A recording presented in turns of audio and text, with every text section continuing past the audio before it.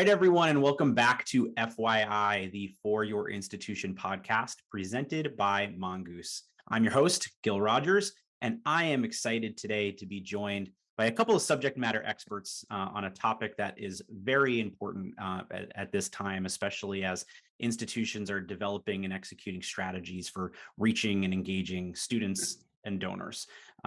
Today, I am joined by John Caruso, who's a product manager, and Andrew Veatch, who's VP of Technology at Mongoose. And today we are going to be talking about the changing landscape of SMS compliance. So before we hop in, I would love for Andrew and John to share a little bit about themselves and their background. And then just as a little bit of a forewarning for our audience today, this is a very serious topic, especially when it comes to privacy, when it comes to protection of students as well as institutions themselves. So it's going to be a little bit more of a serious tone than we normally have here on FYI, but we also don't take ourselves too seriously. So I'm going to kick it to Andrew and John to introduce themselves a little bit, and then we'll hop into the conversation. So Andrew, let's start with you. Thanks, Gil. Happy to be here today.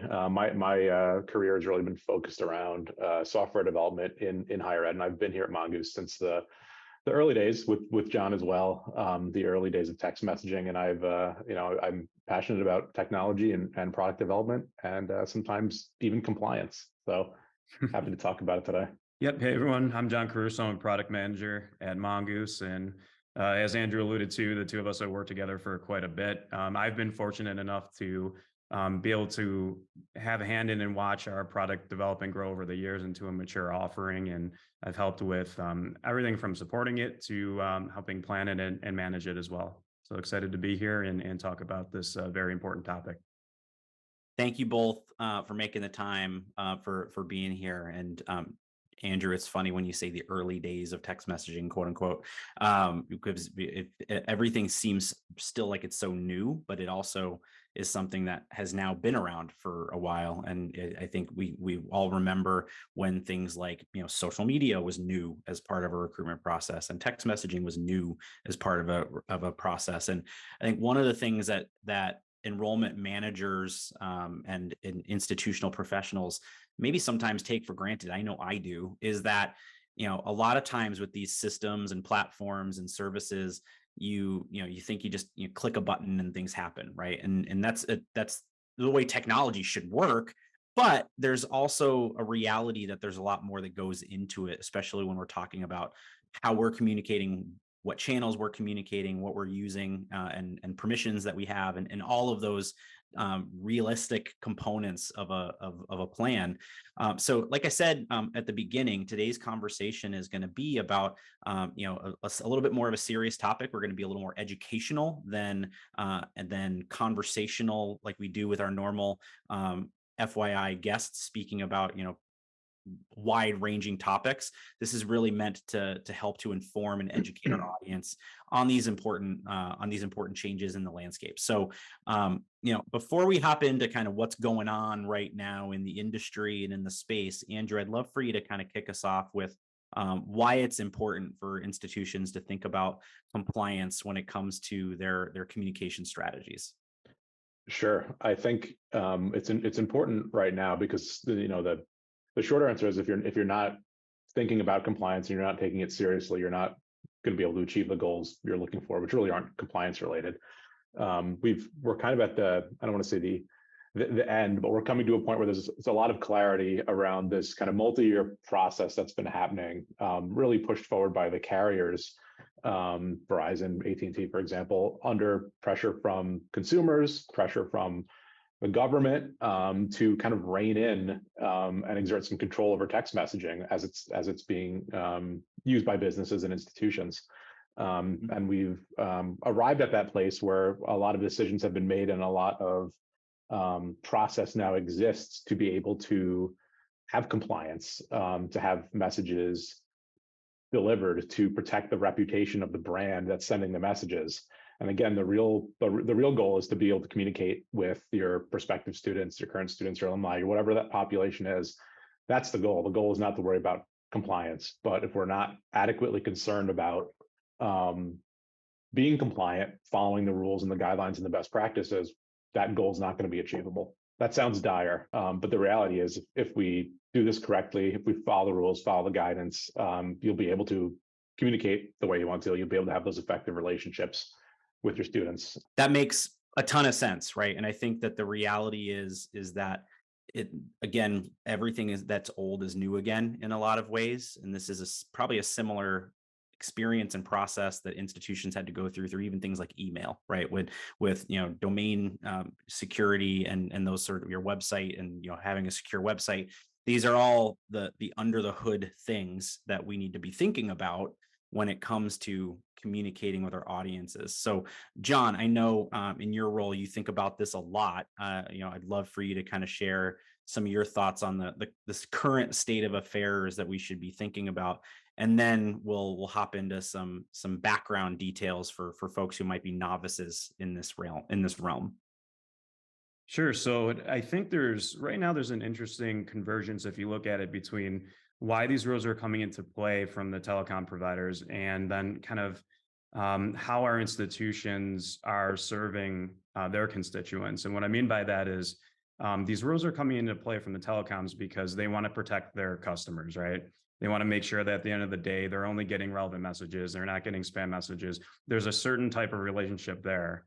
On the higher ed front, there's a totally different type of relationship, but the idea still applies where you want to protect that relationship. It's very, very critical, and the way that you communicate certainly matters. So there's a convergence there for sure, and I think at the end of the day, it's all about protecting the people that you're talking to. That is extremely helpful. Thank you both for kind of teeing up the conversation and helping institutions understand that there are, changes that are coming as from a compliance perspective, and it's going to be important for our institutions to adapt and make sure that their providers and their partners are in line with those changes as well. Right. So I think it's important before we get into the nitty gritty of the exact things that are on the forefront and coming today. For a lot of folks, they probably don't, myself included, don't know the historical context of how we've gotten to this point. And, Andrew, you mentioned at the beginning, you've been at Mongoose since the early days. And I kind of made the joke about how the early days don't seem that long ago, but I have definitely had a lot less gray hair when Mongoose started as a company. So I guess it was that long ago. So I would love kind of if you could both kind of give some, how did we get to where we are type of detail for our audience so that they understand the historical context of this industry and why compliance changes are afoot, right? In that, my request on behalf of our listening audience is, just like the higher ed community in general, there are, there's vernacular, there's acronyms, there are things that are, that might be a foreign language to a lot of our listeners. So as we go through that process, let's make sure we define some of those terms, because I feel like that'll help as our audience is looking at different documents or articles and are able to stay afoot with that content. So Andrew, I'll kick it to you. For sure. Yeah. And we're about to get into 3-letter acronym territory here pretty quickly. That's my favorite. It is. We'll hopefully learn some new ones today. Everyone knows what SMS is, I assume. So there we'll start with that. So yeah, and you alluded to this a little bit ago in terms of email as an analogy, which I think is really good. And another analogy we kind of use is like the early days of text messaging was really kind of like the Wild West, and it was like email was before the spam protection and domain registration, everything that's in place now. When a business wants to send email messages out in a kind of automated fashion, there are a lot of hoops to jump through, and those hoops exist because spammers and bad actors kind of realized the effectiveness of email as that was coming to be a legitimate means of communication. And it's roughly the same with text messaging at this point. In the early days, we had the TCPA, we have a 4-letter acronym now, the Telephone Consumer Protection Act, which was really meant for phone calls, for robo-dialing and auto-dialing and spam phone calls. And it wasn't really clear how it applied to text messaging, and it really wasn't strongly enforced. And then around 2019, there's a group that was a consortium of kind of the wireless communication industry as a whole, and they started publishing guidance on best practices and principles for text messaging. Again, this was guidance. These weren't legal. They weren't enforced rules, but it was guidance on what should be, what providers should be doing to follow best practices, so that consumers were feeling their kind of rights and desires were being respected. And that was really the first time we saw the term A2P come into play. So A2P stands for application to person messaging, and it's meant to be a contrast with P2P, which is person-to-person messaging. And I think the most important distinction they made there was that really any message being sent from any kind of computer system to a person is considered A2P. Even if it's one-to-one, it could be a single individual sending a text message to a single recipient. But if a software application or some sort of computer system was facilitating that, it's considered A2P. The contrast there is if it's not two humans talking directly on their devices to each other, it's A2P. And they started putting guidelines in place around that, around consent collection and opt-in and opt-out guidance. And really their goal that they stated was a good one. And it was to make sure consumers were getting the messages they wanted. They wanted to protect that SMS channel for both businesses and consumers and not end up in a place where email had ended up. And since that point, we've kind of seen a further development of what that rule set looks like around A2P messaging. So it was expanded out to be called kind of A2P 10DLC. So 10DLC is just kind of nerd speak for saying a regular phone number. It stands for 10-digit long code. And it's if you are sending text messages from a normal phone number to an individual programmatically, these rules start to apply. And we saw the carriers and stages start to adopt different interpretations and their own ways of implementing these rules. So the first one to make a move was Verizon. And we saw them start adding surcharges on A2P traffic that was being sent on their networks to cover their cost for one reason, because they were investing in separate network technology to support this type of traffic versus P2P traffic. And the other idea of adding the surcharge was not just to cover their own costs, was to discourage bad actors from making it more expensive for spammers to use those networks. Ideally, that would discourage them from doing it. Super discouraging to folks that are trying to facilitate text messaging for a legitimate social good, but understanding that that's necessary for consumer protection. And as we've kind of headed into 2021, AT&T and T-Mobile saw what Verizon had done and started to get ready to launch their own system around what this looked like. And this is really where things started to take off. It involved the formation of a new group called the Campaign Registry, or the TCR. And it was created by the telecom companies to be a trusted third party for ensuring compliance, to cut down on spam, to have a single centralized place for registration to happen. The idea was it would be sort of central, it would be unbiased. It didn't matter what the carrier was. It didn't matter what who the service provider was in terms of sending the messages. Everyone worked through this single group, and you could see this is kind of the end of the Wild West here. And I think anyone who's been annoyed by text message spam can agree this is probably a good thing. But on the other side, it's extremely complex and time consuming to get correct. I think at the end of the day, this is like every other conversation about students are consumers too, right? And a lot of times institutional professionals, I've said this on multiple podcasts, so listeners who listen every week, I'm sorry if you're hearing this analogy for the 1,000th time, but something happens at many institutions where we walk into our office and we kind of put our consumer hat on the wall at the door and don't think about our own personal experiences with brands, and then start doing things to try to recruit students that we would not like to have happen to us ourselves. Impersonal outreach, spammy messaging, poorly constructed communications, those sorts of things, which everyone's got their best effort at heart, but we don't make those best decisions. So I think one of those the things, and you make a great point, is that at the end of the day, all of this seems like it is intended to make a better experience for the end user, because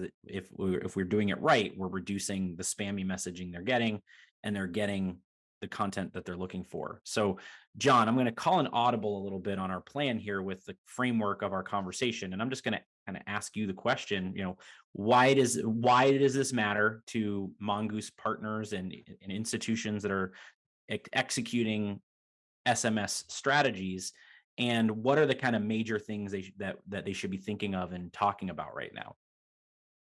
So you kind of use the word I was going to go for there, which is strategy. All of our institutions have a communication strategy that they're employing.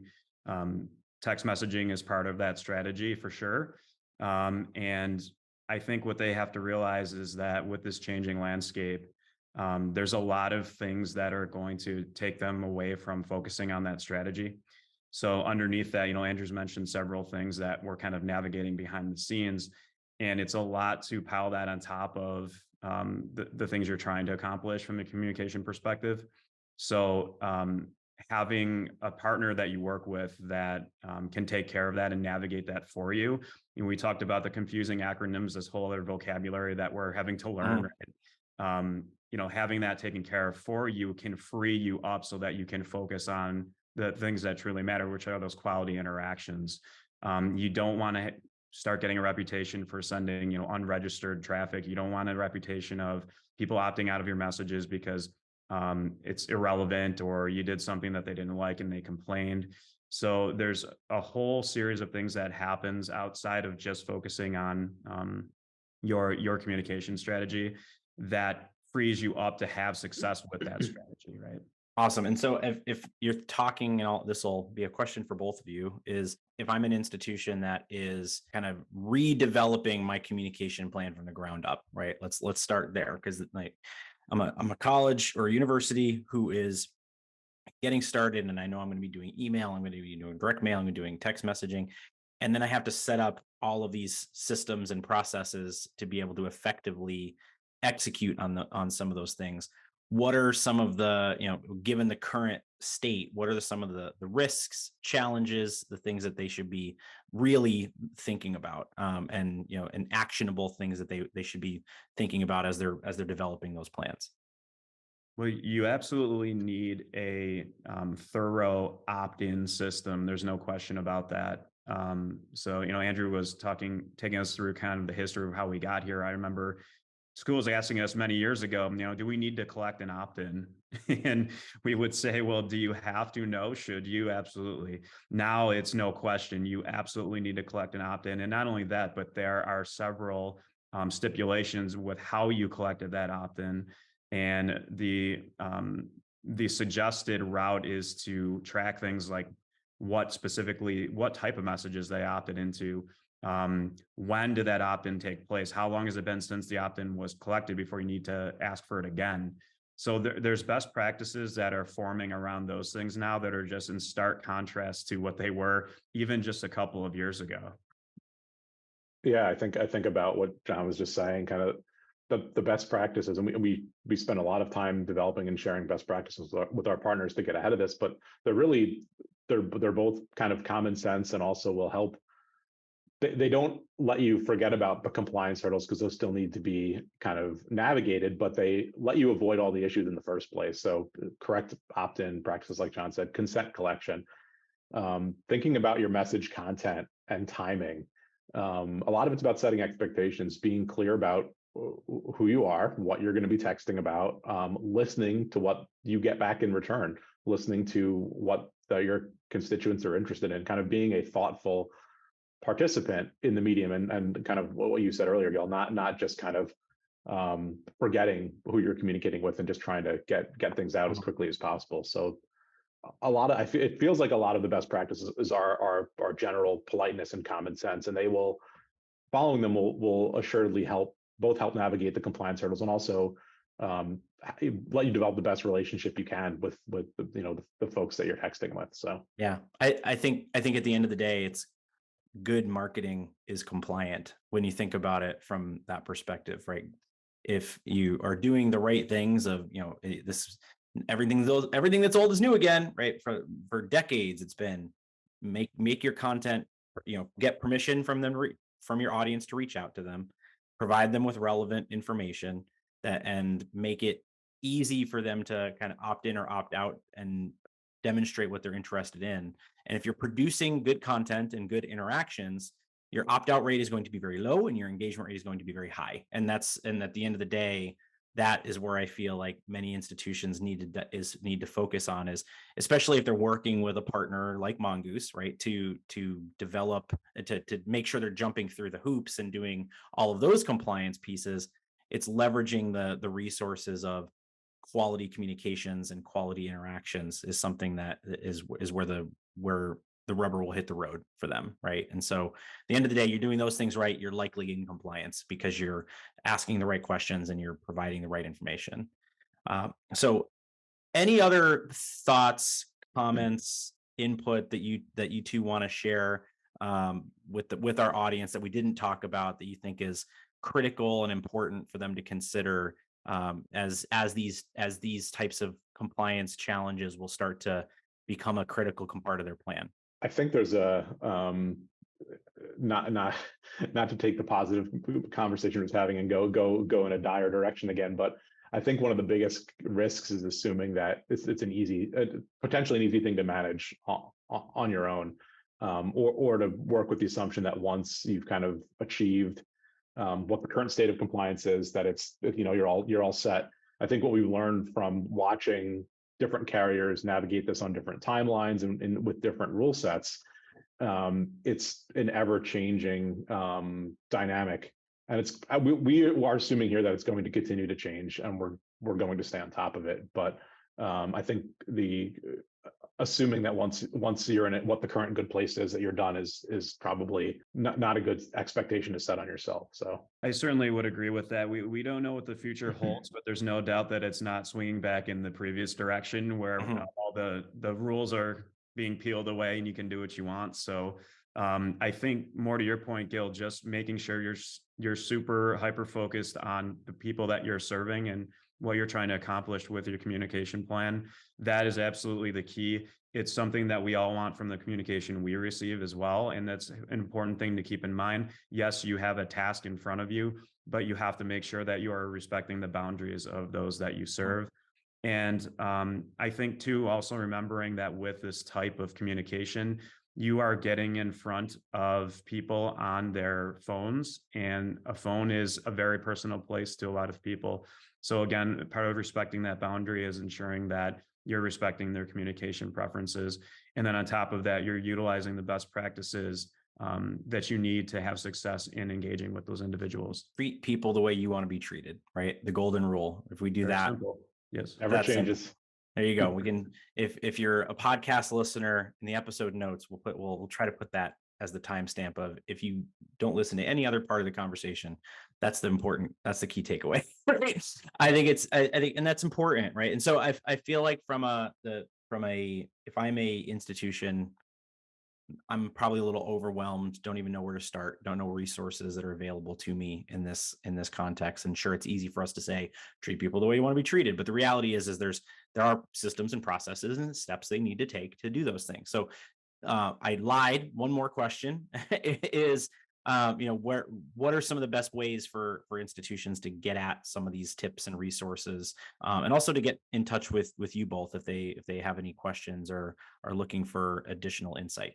I think our website at mongooseresearch.com is a great resource to start. There are a number of kind of articles on consent requirements, opt-in, best practices, messaging best practices, all those kind of everything along the lines of treating others in terms of how you'd like to be treated. If you're a current Mongoose partner, I would heartily suggest reaching out to your customer success lead to talk if you have any concerns about compliance and the steps we're taking to navigate that process. We'd love to talk with you about it more. Yeah, and I would add even something like going to the campaign registry's website. I mean, just do a simple Google search, type in the campaign registry.